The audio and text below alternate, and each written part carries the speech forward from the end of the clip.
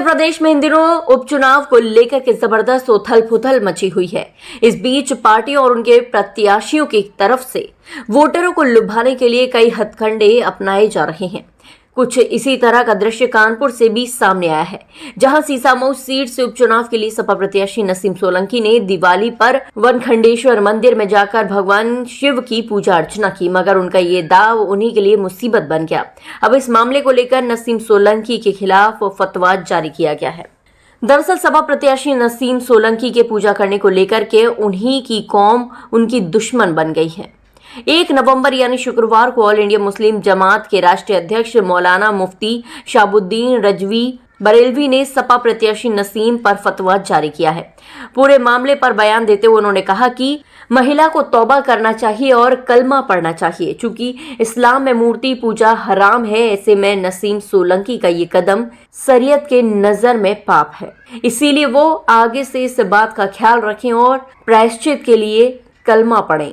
बता दें, दीपावली की रात सपा प्रत्याशी नसीम सोलंकी ने वनखंडेश्वर मंदिर में पूजा अर्चना कर शिवलिंग के पास दीप जलाया और अपनी जीत की कामना की थी। नसीम इसके बाद गुरुद्वारा भी गई थी। अब एक तरफ जहां उन्होंने अपने इस कदम से ब्राह्मण और दलित मतदाताओं को साधने का प्रयास किया, तो दूसरी तरफ उनके इस कदम को लेकर के मुस्लिम समाज उनसे खफा नजर आ रहा है।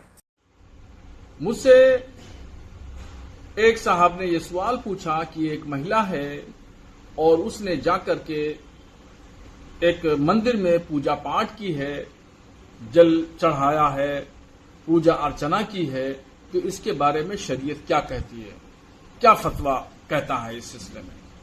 तो शरीयत इस्लामिया का नजरिया है ला इलाहा इल्लल्लाह मुहम्मदुर रसूलुल्लाह, नहीं है कोई माबूद सिवाय अल्लाह तबारक व तआला के, यानी पूजने के लायक सिर्फ खुदा है, और मोहम्मद रसूलुल्लाह सल्लल्लाहु अलैहि वसल्लम अल्लाह के आखिरी नबी और रसूल हैं। इस्लाम में मूर्ति पूजा हराम है। कोई भी शख्स, महिला हो या पुरुष, अगर वो अपनी मर्जी से, राजी खुशी से वो पूजा अर्चना करती है, जल अभिषेक करती है, जल चढ़ाती है, तो उस पर जो है वो जानबूझ के अगर करती है तो उस पर सख्त हुक्म है, और अगर वो अनजाने में करती है, उसको जानकारी नहीं है और किसी के जबर और दबाव में करती है, तो उस पर सिर्फ तौबा का हुक्म है।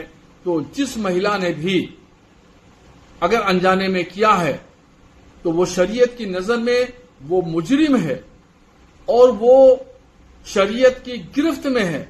उसको तौबा करना चाहिए और अपने अमल से आइंदा भविष्य में, मुस्तकबिल में कोई भी ऐसा अमल न करे जिससे उसका ईमान, उसका इस्लाम खतरे में पहुंचे। इसलिए जिस महिला ने भी ऐसा अमल किया है उसको चाहिए कि वो तौबा करे, तजदीद ईमान करे, यानी दोबारा कलमा पढ़े और भविष्य में कोई ऐसा अमल न करे जो उसके ईमान पर फर्क पड़ता हो।